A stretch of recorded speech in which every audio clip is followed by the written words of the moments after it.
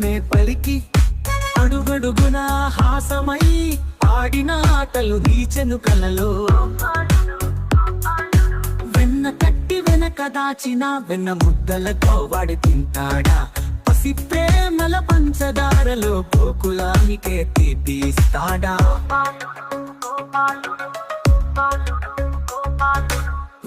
కొట్టే ఆటలలో